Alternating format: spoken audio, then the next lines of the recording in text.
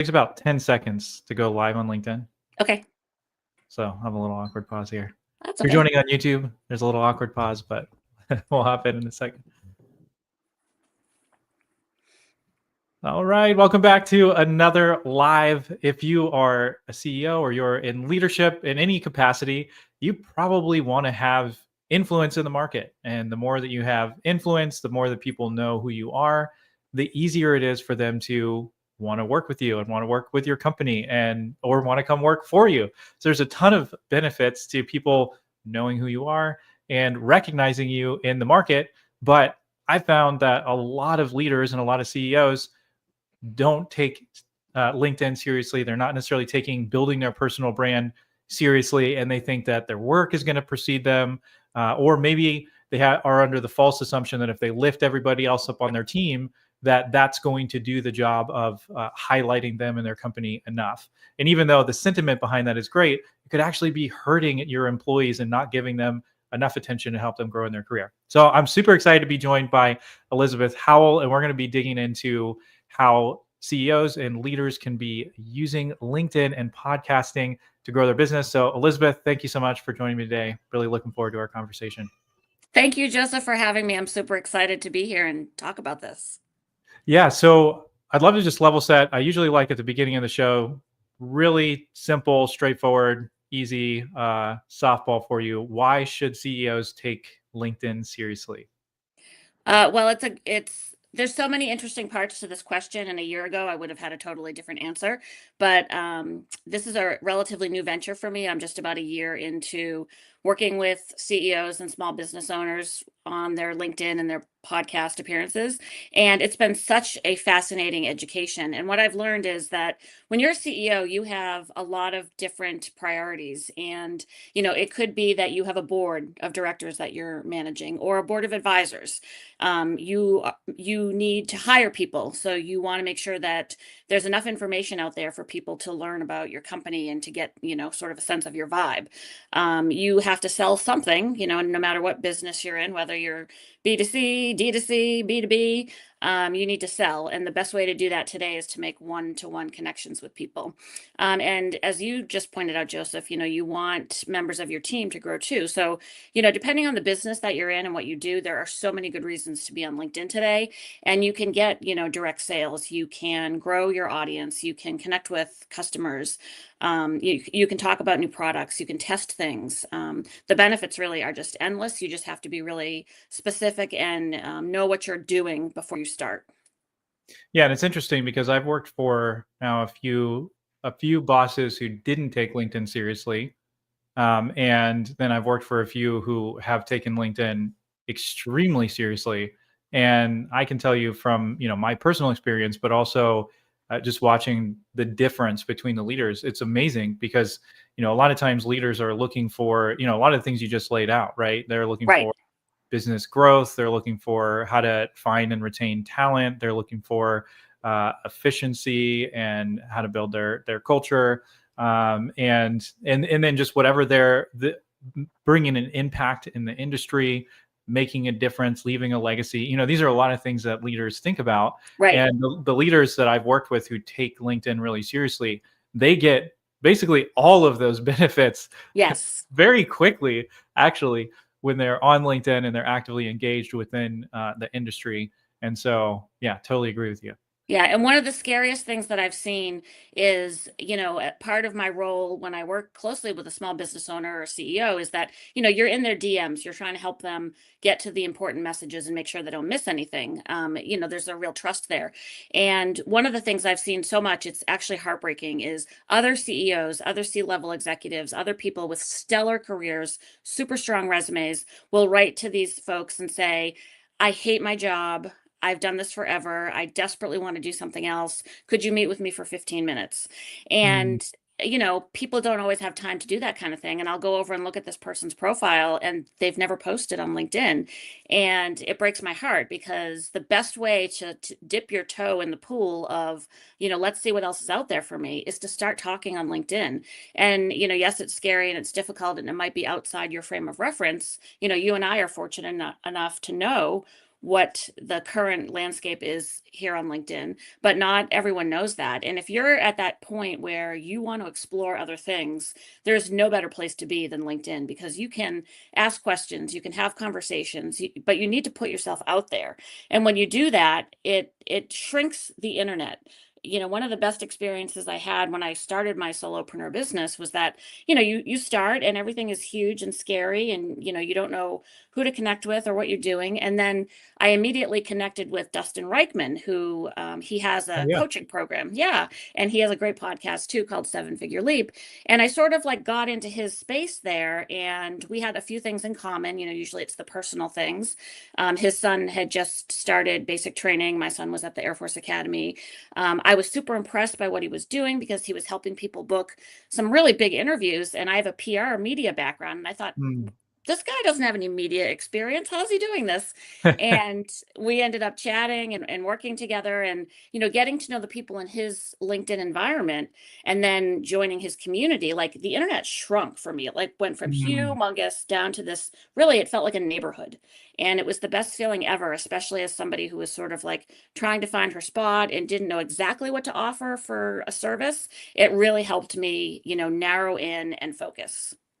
Man, you covered you covered so many good things. I don't know which one to hone in on. Like, but I'll just start with. uh, I have personally experienced major career trajectory difference being active on LinkedIn, and actually, since I breaking into marketing, I was in the trades for Yes. most of my early career, doing very heavy manual labor jobs, Yes. and I just wasn't. You could actually make a ton of money at that, so I'm not hating on Right. it. Exactly.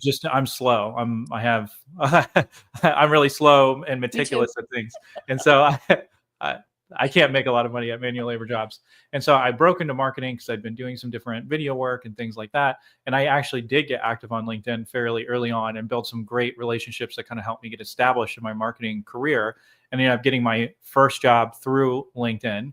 And then over the years, I've gotten um, continuously better, higher paying jobs, way more leadership opportunities.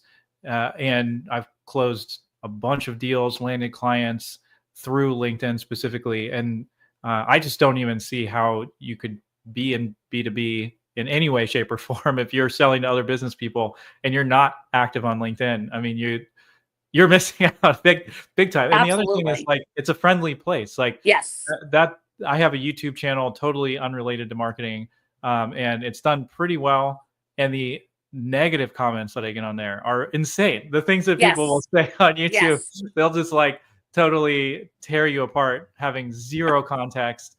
And Yes. most of the time they're completely off base, and they'll Oh, just go crazy. Whereas on LinkedIn, I think primarily because it's tied to your name, it's tied to your place of work. yes. You're not anonymous on LinkedIn, and so Yes. it kind of forces people to have better behavior. So you get way less negativity, Definitely. and then you get all of these people who are awesome. They want Yes. to help you. They're Yes. actually genuinely amazing people who are Totally. also active on the platform. So not Right. only do you not get the negativity and hate that you get on other platforms, you Yes. end up meeting, like you said, these little pockets of people Yes. who are absolutely amazing, who will Definitely. change your life and change your business. They'll go out of their way to help you reach your goals, and especially if you're early on in your career. I know we're kind Yes. of saying for CEOs and leaders, and Right. there's huge benefit, but even more so if you're early on in your career, because Yes. you can get a hold of people who are 20 years ahead of you and Right. just ask them for help. And a lot of times they'll say yes, Yes. especially if they're active on LinkedIn. They're very Exactly. likely to be open to that. So, Yeah. But I think you touched on yeah. something really important there, Joseph, is that you talked about fear. And that holds people back in so many ways. I mean, even with the CEOs that I work with, it's actually kind of hilarious. I have one CEO who I work with who I absolutely adore, and she's a client I got through LinkedIn, and she wants to edit her posts as soon as they go live. And I have to Mm. really tell her, please just wait 24 hours because it messes up the algorithm if you edit it immediately. And but she does, like, she's concerned about, is this going to be perceived as negative, is this Mm. comment negative? There's a lot of, it doesn't matter where you are on the hierarchy. Fear comes into it, and it's scary to put yourself out there no matter what position that you're in. I mean, I give you a ton of credit because what you did in making that transition from blue collar work to white collar work, for lack of a better term, that's a difficult difficult thing to do, and most people don't have the courage to make a drastic change like that. It's funny that you said that about being slow, because I am the same way. And that sort of methodical, approach has a ton of benefits, but it also, it can be perceived as a negative too. But it does, like, I feel this sense of like mom love for people who are afraid to post and to put themselves on there on LinkedIn, because I came to the platform in a new way. I had always been on, but not, really present like I am now, or I try to be. And, I came to that, after 50, after I had been forced to take 2 years out of the workforce that was not by choice, to care for a family member. And I knew I wanted to start a business. I knew I wanted to get back Mm. to work. And I didn't know, I had a lot of knowledge, I had a lot of experience, but I didn't know how to get traction. And LinkedIn is what provided that traction for me. Yeah. Sorry, it's just I'm resonating with what you're saying so Yeah, much. no worries, no worries. It's so And good. yeah, and like you said, you meet people, and I think sometimes the younger people don't always get it. Um, Sometimes I think if you're in a position like you or I were, where you are really trying to make a transition, and that, there's no set path, and you reach out to people, and when you get that person who's like, hey, yeah, no problem, I'll get on the phone with you for 30 minutes, such a blessing and such a gift. And I think sometimes younger people they're not as, they don't understand that they can do that and get a positive answer. I think there's a little more, fear and hesitancy. Like Absolutely. and I've reached out to a few people who are younger, where I've said like, hey, I see what you're doing. That's really interesting. I'd be happy to talk to you. And you don't ever hear anything back. Which always makes me think like, oh, you're missing a great opportunity, buddy. But by the same token, we all try to give back, I think is the point, because we've all benefited from that person on LinkedIn who has said, sure, I'll get on the phone and chat with you. And so I try to return the favor as much as possible. Yeah, and I actually I was writing a LinkedIn post as we were talking, because it's funny because you hear people talk about mindset, and I know we're kind of going off the trail of LinkedIn, but I actually think Yeah, that what we're talking about here is more important than the actual tactics, because I definitely. totally agree with you. Like Yes. the tactics, there's tons of different ways you can approach LinkedIn. There's tons of ways you Yes. can approach it, and we can dig into tactics a little bit in a minute, and I'm sure that you've got great tactics. But the biggest challenge is that people just don't do it, right? Right. And I think you were talking about that with the fear Yes. piece, Yeah. and a lot of times the fear. Um, I'll say it this way: you will get hate if you post on LinkedIn. And so Yes. Yes. if your fear is getting hate, like Right. your fear will be founded in some degree. And if you post Right. on other platforms, you're going to get way more hate than you do on LinkedIn. But Definitely. you're going to get hate from people who don't matter. Right. And I know they're not the people who you need to grow your business. Right. They're not the people who are going to champion you. They're not your potential clients. You're Right. going to get hate from people who are miserable in their life. They've got other Yes. problems going on. Right. They have an axe to grind in their own life, and Yes. then they're going to take that out on you. And so, Exactly. like, if that's what you're afraid of, you're allowing your fear to keep you Yes. from reaching the people who will champion you. Right. You're keeping yourself, you're allowing those people who are negative to keep you from actually reaching the people who you can change their life and their Exactly. business. And Exactly. so, a lot of people talk about mindset, and I think it's easy for that to feel kind of like woo woo. It's easy for that to feel like, hey, this is a little bit crazy and out there. Right. But Right. the longer that I'm in business and the more I get into things that are public facing, where I'm out there, the more I recognize that mindsets really are huge. They're like Huge. so I much agree with you. It's bigger sort of like it's a than the maturity tactics. thing. Yeah. Eh, You have to sort of learn to leverage that. Yeah, I absolutely, everything you said resonates with me a lot. And I found that, first of all, like, don't forget too, you can delete comments on LinkedIn. And that's nice. It's your page, it's your feed. If you want to delete a comment that you don't like, you can. And it's funny because people forget that sometimes. And I think that mentality of like, oh, you can do that, comes back from like the newspaper days, when newspapers first started to go online. And I worked in the media space, so I kind of watched this all happen. they opened up comments and they didn't really think about it because in their minds said it was just like, okay, this is just like letters to the editor.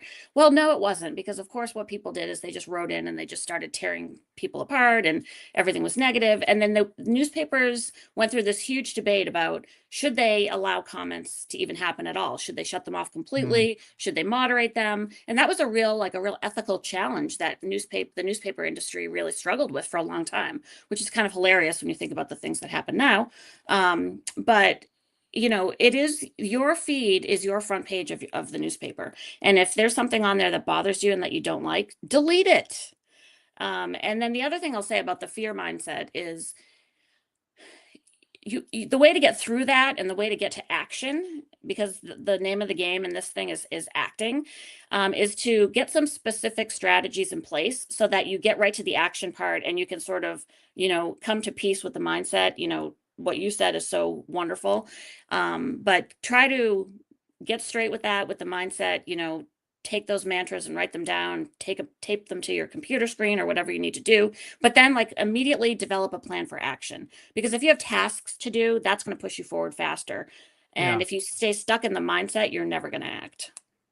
Yeah. And then the last thing I'll say on the fear piece is just uh, if you are afraid to post, you're allowing your fear to keep you from reaching what you actually want. And so to Yes. me, the first step is to say, what is it that you are actually looking to do through posting content, whether it's on Right. LinkedIn or you're Right. guesting on a podcast or whatever. What you're going to get out of that. You have to believe that more than you're afraid of the negativity. And Definitely. I mean, again, like on LinkedIn, the amount of negativity you're going to get is likely very, very low. Like Yes. Yes. almost definitely your fears are way blown out of proportion. Exactly. But having that idea of, hey, this is what I want to do. So like if you're a CEO and you're saying, I want to leave a lasting impact on this industry, or I want to be a catalyst to help my team be able Yes. to have amazing careers sometime with me, and then be Yes. able to launch their career doing something, maybe working for Yes. somebody else and doing amazing things. Like if that's what you want, allow that drive to Yes. fuel you to actually do the work of posting and Yes. putting yourself out there. And then Definitely. when you have that vision and that drive for why you're doing it, not just because your consultant told you to do it or your coach, not just Exactly. because somebody on your team said you should post on LinkedIn, but Right. when you get to the point where you recognize like, wow, I can actually drive. Like I have a client who's in the last 2 years had over $2 million in direct revenue from Yes. his podcast that he started. And it's tied in with his show and LinkedIn. And he's That's using both of amazing. them. And, he's Yes. seen huge revenue come through it. And then, we talk Yes. about job opportunities. I've been able to bring really high quality talent onto my teams Yes. over the last few years directly through LinkedIn, people I Yes. knew who came to me. So once you start seeing that, it is absolutely possible to hit those goals and get influence, and all of those things. But you have to allow those goals to really fuel you forward, or Definitely. you're just gonna quit Definitely. because it takes Exactly. work, right? Yes, yes. And I like to think about, who are you helping? Like who needs to see that message? Who needs those 3 tips on how to, incorporate Chat GPT-5 into your workflow? Somebody out there does need that content and is gonna, allow for them to move forward. They're gonna learn something, or it's gonna give them the laugh that they needed, or, it's you're creating space for people to learn from you and to benefit from your presence. So I always try to think about, I'm here to help other people, and that sometimes gets you out of that fear mindset too. Yeah, let's dive into some practical pieces, but then Sure. I do have one last thought on the fear Yeah. piece here, which is what should be the fear that you should have that should be fueling you is the fear of what you're missing out on by not Yes. moving forward. And the fact that you're more afraid of what other people think of you means that you're focusing on completely the wrong things. What actually is a legitimate fear is the opportunity cost of not actually taking action. Because if you don't take action, you don't change something, you don't put yourself out there, you're never going to have influence. And if you think that your skill or the quality of your work is going to be enough to actually get all those opportunities, it's not. No. It takes the combination of relationships and building public influence that's what actually is going to get you those opportunities and results you're looking for, way more than the quality of your work. And is that fair? Absolutely. Maybe not. 100%. No, But that's the it's the reality of how the truth. world works. Exactly. And that wasn't the case 20 years ago. It was not really the case, 6, 7 years ago. It's gone in that direction. And today that is our reality. Awesome. So let's get super practical, because one Sure. thing that I think is really interesting that you're talking about is combining LinkedIn content and podcasting. So how do those two things fit together? Well, they're a great combination, and when you can use them together and leverage both platforms, really amazing things can happen. I mean, and you just sort of gave a great example, Joseph, there. We told the story about your client who has a podcast and uses LinkedIn and has been able to build a $2 million business. I've seen that happen over and over again. And the great thing about podcasts is that it's a verbal format, it's an audio format, it's a video format. So you're talking through things, you're sharing stories. And if you're struggling to write content on LinkedIn and you sit down and you talk to someone for an hour, and especially if it's someone like you or me who's good at pulling the threads and getting the stories out of people, you're going to realize, oh, wait, if you look at that transcript, you've got maybe 5, maybe 10, maybe 20 different LinkedIn posts right there. And some people need to go through that process in order to understand how to build content. This whole concept of building content and putting ourselves out there is relatively new in terms of it has to be part of your career from this, from the beginning going Yeah. forward. That wasn't the case, as we said, 5, 10 years ago. And I am probably one of the last, generations who will remember what it was like the old way.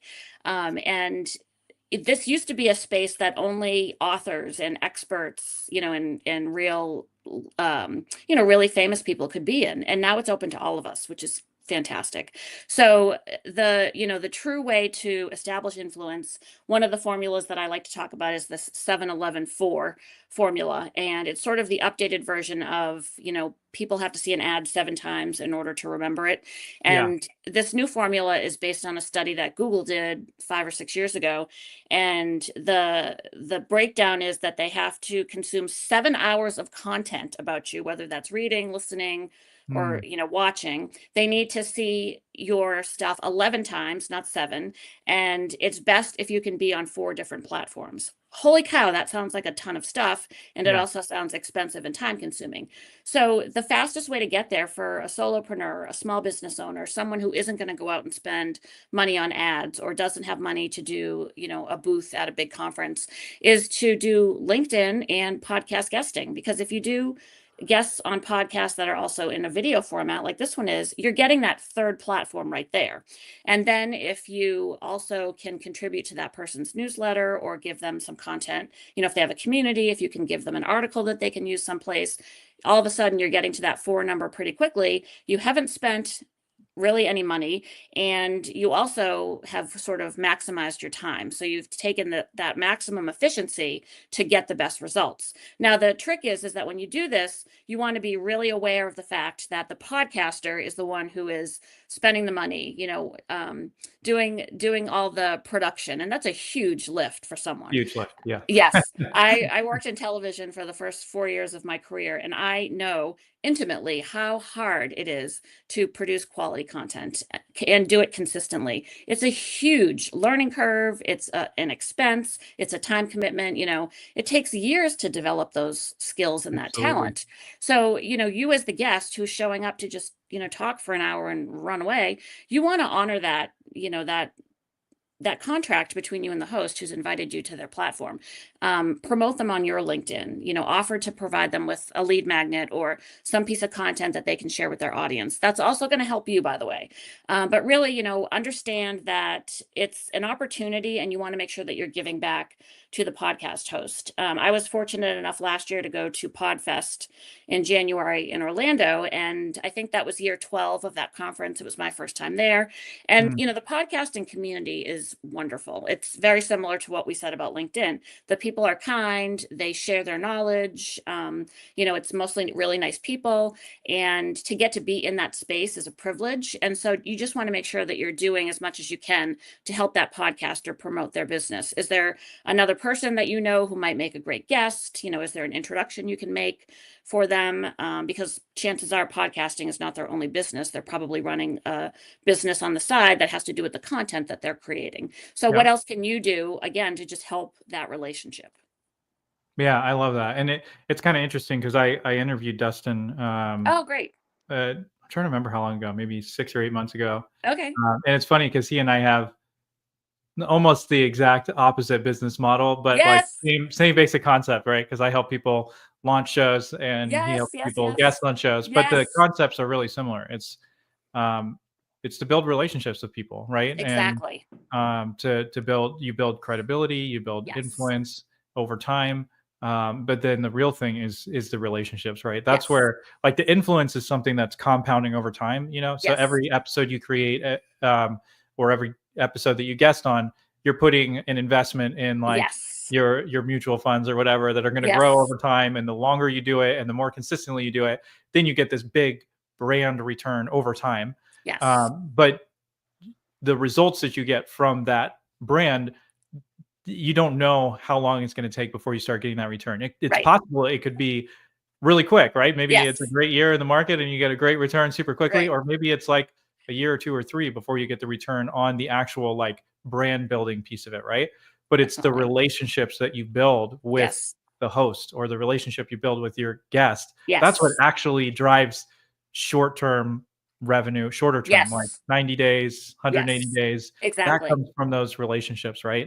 Yes. And it only happens when you have that giving and generous approach, either as the Yes. host or as the guest. It's really Right. the same exact approach where when you're done, you are going on that show for a specific reason. You want to grow your Yes. business, right? Or you are Exactly. having that guest on for a specific Yes. reason because Right. they're connected with people, or they would be a Yes. good fit for you, or whatever the reason is. Right. But if you end and you're going, hey, this is how you can help me, Yes. work with me or whatever, that's not going to work, right? Right. It, Right. that doesn't work, No. at least not very well. No. Whereas on the flip side, if you go, man, how can I help you? Right. Then you're building rapport, you're building reciprocity. And then when you follow Definitely. through on that and you execute, you make an introduction, you do whatever, then that person wants to help you. And if they're a good Yes. fit, they're going to trust you and they're going to want to work with you. If they're not a Yes. good fit, they're going to refer people to you. And so, yeah, it's Exactly. just amazing what Yes. happens when you have that generous attitude, generous approach. And then you're going to run into some people who aren't very nice Right. every once in a while. Maybe you have a Yes. guest on or you're with a host and they're not very nice. Right. And then you move on with your life and Exactly. you do your best to try to help them out, and then you move on and you build a new relationship the next day and Yeah. keep the ball rolling. So yeah, Yeah. definitely love that approach. Yeah. And Dustin's a perfect example of how this can work, because he actually built two different seven-figure businesses pretty much on the back of podcast guesting. And the business that he has now, he has a coaching program, and over a 90-day period, he takes a group of 12 entrepreneurs and he teaches them how to use podcast guesting as a marketing lever in their business. And that's now a seven-figure business for him. And, Amazing. something crazy like 60% of his clients come from referrals. And you almost can't help yourself. I mean, I've referred two or three people to him just because it's such a great experience. And that's the only thing that he really does. He has some masterminds, and then he has this program, and he's built a seven-figure business in less than Amazing. 18 months. It is amazing. It's an amazing, and he's not, he doesn't run ads. He's not spending money on things like that. He's doing guest interviews on podcasts. He hosts his own podcast, and he's a good human. Yeah, I think he said he's at 70% profitability on a seven-figure business, and Yes. him and Yes, like he an is. executive assistant or something. So Yes. pretty Yes. amazing, It's pretty amazing amazing. business model there. So Yes. awesome. Yeah. So we talked a little bit. I know we didn't go into details about like the tactics, but we've covered a lot of other things that I think are important with the mindsets and getting over that, and kind of the value. So I'd love to kind of move towards the end of the episode here Sure. with two things. The first one, I'd love for you to share an example of a client that you've worked with or somebody that you've worked with where you've seen that combo of podcast guesting and LinkedIn really pay off, or for yourself, but just an example of that. And then we can kind of get into some practical takeaways for people. Sure, sure. It's such a fun space. I mean, it's sort of like the recess part of your job when you get to do podcast guesting because you get to meet great people, you get to have good conversations, and you really, never know where that's going to lead. And isn't my personal client. This is somebody I met through Dustin's program. I actually knew her before Dustin's program, but her story is so near and dear to my heart. She joined Dustin's program. She was really stuck. This is Lachey Lewis, who people should go follow on LinkedIn. She's amazing. And she was really stuck in jobs and she wanted her own business. She wanted to get ahead and she didn't quite know how to do it. She was, like 28 or 29.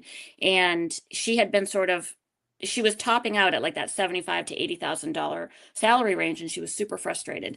And she joined Dustin's program. She knew she wanted to sort of expand herself. She just didn't know how to do it.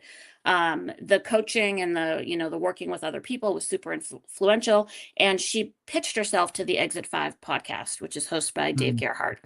It's a big podcast. And she was on the show. And within 3 months, she had a consultancy business where she was bringing in between $30,000 and $50,000 a month. Whoa. And that happened very quickly because That's focuses amazing. on bottom of the funnel content. So she has a very specific niche, which is a great tip, to really be specific when you talk about what you're doing. And then 6 months later, she and I had actually worked together on an affiliate marketing project a little bit before that, because that was another area that she has a lot of experience in. But 6 months after that, Dave, because that episode was so popular, he invited her to speak on stage at his first event, Drive, which was here in Vermont last September. Wow. And so I got to meet her in person, which was just fantastic. Joseph, that was her first time on an airplane. No way. Are you Yes. serious? Yes. That's First time on a amazing. stage, first time on an airplane. And, she went at the end of the first day. It was a very special conference. It was the first event that Exit 5 had done. And there were about 200 of us there. And it was heavy on the SaaS people, which is not an industry I have any experience in, but it's a lot of marketers who work alone. They're the only marketer and they're working with a bunch of, computer science people. So they were thrilled to be in a room of other marketers. So the space it felt special. And Lachey was the last speaker of the day, and she was nervous. It's her first speech ever. And she got up on stage and she kind of started and she stumbled a little bit. And she said, "Oh my gosh, I lost my train of thought." And she kind of stopped. And Dave, he's great. He quickly went up and said, It's okay. No worries." And we all kind of were just like, "No, no problem." We kind of just wanted to give her that moment to just be like, "We're not going to judge you. Everything's cool." Yeah. And, We've she all kind been of there. yeah, I mean, it's like, oh. So she took a deep breath and she picked her head up and she kept going. And I'm getting goosebumps just thinking about it. And it was a goosebumps moment. And she gave this phenomenal talk about starting your own business. And she got the only standing ovation of the day. And I'm like, tears running down my face as I'm texting pictures to Dustin saying, "Look at Lachey, look at what she's doing. This is so amazing." And I could tell you 50 stories about other clients I've worked with, stories from the people I've met in Dustin's community, who, when you combine these two, platforms, you can really create some amazing things. But it takes the specific actions to really make it work. You've got to, one of the tactics that Dustin preaches that I also preach and have used myself is that when you're a guest on a podcast, reach out to the past guests and the future guests, because chances are those are people who are adjacent to you in the industry, or they may have connections that they can share with you. I love that. Dustin's had some great success. He had a 7-figure meat stick company that he was part of, and he got into Walmart via that, reaching out to past guests, building a connection, building a Brilliant. relationship that led to that. So, we're always looking to kind of narrow down the pool to the people that we should be talking to. Past and future guests on podcasts you've been on are a great place to go fishing. So I love that. that's been a really effective tactic that I've used and I've seen lots of other people use. And it's, again, like, it's one of those like tasks that you can put on your to-do list that you can do every week. And you just never know when the magic is going to drop, like you said about, building a podcast. Yeah. And something that I've been leaning into for a while is people get so obsessed with leads and lead generation. Yes. And, the common thing is like, oh, we need more leads in our business, right? If Right. you're in marketing in any way, you Yes. know, you're going to be led to death, lead, Yes. lead, and it's frustrating because a lead doesn't take into account the quality, how profitable you're going to be, whether this person's in market right now or not, whether your team is going to drive with them and going to Right. like them at all. Right. And I just think it strips all the most important things out of a business. Yes. Yes. And, it's kind of the like MBA-ification of marketing, where Yes. we're trying to break everything down to something that fits nicely into a spreadsheet, something that could be attributed directly to different the attribution, programs. conversations make me crazy. All this I stuff. listen. It's unbelievable. They'll slice it up and they'll say 15% of this sale is going to go to the conference, 20% can go to customer service because they talk to the person a little bit, and then we'll put 80% to the salesperson. I'm like, why spending all that time doing that? You could have gone out and built 2 more relationships with people. Yeah, exactly. And that's a piece, right? Because when you break it down, because marketing does need to be accountable to results and stuff like that, and there's a reason for that. But at the same time, it gets broken down to very transactional, right? And so then it's like marketing, you're responsible for leads, sales, you're responsible for pipeline and closing deals, and it becomes this very siloed thing. And then if you're a business owner, you're responsible for all of it, right? Both, yes. And so what I really have been leaning into is, look, you don't need more leads. You need to have more conversations with the right people. Right. And that's something that is very measurable, because you can actually go, who are the right people to be talking to? Yes. Who are the people who can actually move the business forward? And that takes work, whether you're a small business or a larger business, but who are going to make profitable customers? If you have profitable customers, what makes them awesome to work with? Exactly. How do you find more people like that? Or, if you're working at a bigger company, you're probably going to have to dig into your CRM and get more data and work with finance, and all that to get that together, right? But you can get a list of 50 people who are the right people, right? Exactly. And then if you just talk to them, yes, then, if you talk to 50 people who are a great fit, you're going to trip over, like, even if you have a terrible product and offer, you're going to trip over business. If you talk to 50 people on accident, you're going to have business like fall and hit you in the head, let alone if you have something that people actually want. If you have a great product and that people have a demand for, then you're going to close way more deals. And so anyway, the point is, what you're talking about today is, how do you optimize to have more conversations with the right people? And if you guest on podcasts and then you reach out to previous guests and future guests, those are the right kind of people, right? And you're optimizing for that. So instead of just like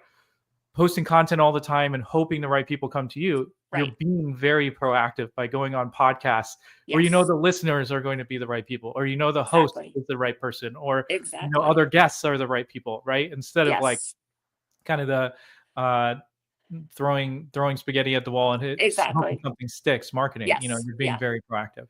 And then the way to take that podcasting strategy, just to give you one more specific, Joseph, is, you go, if you have a Sales Navigator account, you can again look at that. What are you seeing in terms of the different types of people that are working for you, that you say, like, this is my kind of person. And I'm actually going through this process right now with one of my clients. And, that takes a little bit of digging. And sometimes you have to sort of like let it fester in your brain for a while. And then I like to map it out, because even though people like to talk about one ideal client profile, sometimes when it comes to building out your audience on LinkedIn with the type of people that you want to become leads, you need to look at a few different types of people. So, we're mapping out 5 or 6 different ideal customer profiles, and then I'm going to Sales Navigator to find who those folks are, and I'm reaching out to them to establish connections. And, we have a DM strategy that we're using that is based on conversations, building relationships, and then having a coffee chat or a one-on-one meeting if that person wants that, not just these random pitch slaps that land in the DMs. That is not the way to do business when you're offering a high ticket, high touch service. Absolutely. I totally agree with you. I could keep going, but I'm gonna wrap. We could talk forever.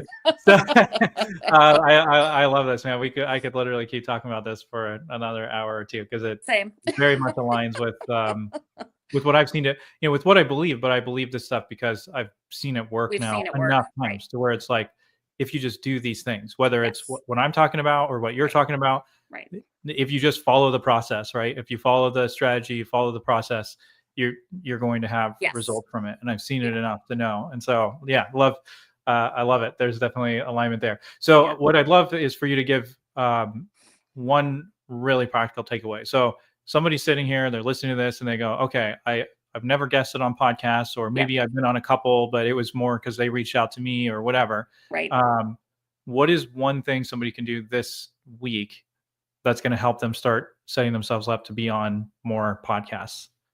They should listen if they listen to podcasts. I mean, usually the people who like to do guesting are people who like to listen to podcasts. I started by listening to podcasts and figuring out what were the things that people were saying that I was like, no, no, that's not how you do it. And take a moment when that happens to you, because I actually didn't even recognize it when it happened to me. I had been complaining to my husband saying, they say you have to find the hills you're willing to die on, and I don't have any hills. And then, I was yelling at a podcast while I was washing dishes, and he said, "What are you doing over there?" And I was like, "This person thinks this, and that's not how you do it. You have to do it like this." And he said, "Well, isn't that a hill of some sort?" And I was like, hmm, yeah, I think you're right about that. So, take note of those moments and write it down, because what you're going to find once that happens to you a few times is that you do have opinions and you do have hills you're willing to Mm, die on. You do have something to say, and that can be valuable to an audience, because that gets you over the whole mindset thing that we talked about in the beginning. And then start looking for podcasts. Small is a great place to start, because it just, the stakes are lower. You're going to feel more comfortable. Um, and get some coaching if you need it. I do tons of 1 hour coaching sessions with people. A lot of them are podcasters, and they're going to guest for the first time, and they want mm, to do a good job. And all we talk about is how to introduce yourself, how to tell stories, what are some stories that fit for this audience, what are some things you can share that will really benefit this audience, what are the kind of concerns that they have that you can help alleviate, or you can give them solutions for. So there's lots of resources out there. Follow someone like Dustin. He's got some amazing lead magnets that you can get for free that will teach you how to, which websites to go to find podcasts. There's things like Podmatch, which is a community run by Alex Sanfilippo. They help match people to podcasts, and mm. it's, something like $20 a month. That's a great platform. There's a lot of resources out there. Podcast searching is tough. There's not like one great place to go do it.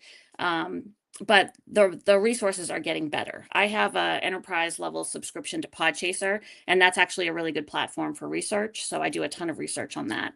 Okay. But you want to find some podcasts that you think would be a good fit, and then you send them an email. And there's all kinds of, ways to write that email so that when it lands with someone like you, they don't just immediately hit delete. That's kind of a whole other conversation. But, like any other kind of marketing, you want to learn a little bit about how to do it. But honestly, it is something that you can do yourself. Again, like maybe you throw in a little bit of coaching, or you tap some free resources, but it's certainly doable for the majority of business owners. Awesome. Yeah. So I'd love for you to just take a second and share a little bit about what you help people do, like who you help, Sure. what you help people do, and then Sure. where they can find more about you. Sure. So, as I said in the beginning, I'm about a year into this. So every new client for me is like this wonderful discovery process. And, all the clients that I've started with, I'm continuing to work with. So that feels really great. So I'm trying to introduce new offers into my business where I can work with people who just need like a little bit of help to get going. I have um, several clients that I'm doing all their LinkedIn. I'm helping them find the right podcasts. And we're doing that whole sort of big process of, what are their content pillars? Let's develop a library of content for them. Let's do this DM strategy. And then, I'm starting a newsletter in September that's going to teach people this strategy of leveraging LinkedIn and adding a side of podcast guesting, because it really is like the peanut butter and chocolate of marketing for small businesses. Yeah. And again, I do these 1 hour coaching sessions where we go over the basics. We look at someone's LinkedIn, and I'll say, add more returns. You need more white space. Where's your call to action at the end? You want to ask people a question so that they'll comment. That's one of the biggest mistakes that people make. It's very hard to comment if there's no question at the end of your post. Um, Absolutely. so, and really my success on LinkedIn came from commenting. So I'm a really big proponent of commenting. So we talk a lot about that strategy too. So hopefully by Black Friday, I'll have some sort of a low ticket offer for people who want to DIY this with a little bit of support. And, I'm much more, my business is much younger than yours. So I'm learning and growing and, offering new things all the time. I love it. And then where can people find you? I mean, obviously on LinkedIn. Obviously on LinkedIn. Yeah. Yeah, that's the best place to find me on LinkedIn. It's just Elizabeth Howell. Awesome. Man, I really enjoyed our conversation, Me Elizabeth. too. Super great chatting today. Really fun. Yes. And yeah, hopefully we'll have another conversation again soon. And for everybody listening in, thanks for joining us, and we'll see you on the next live. Thanks, Joseph.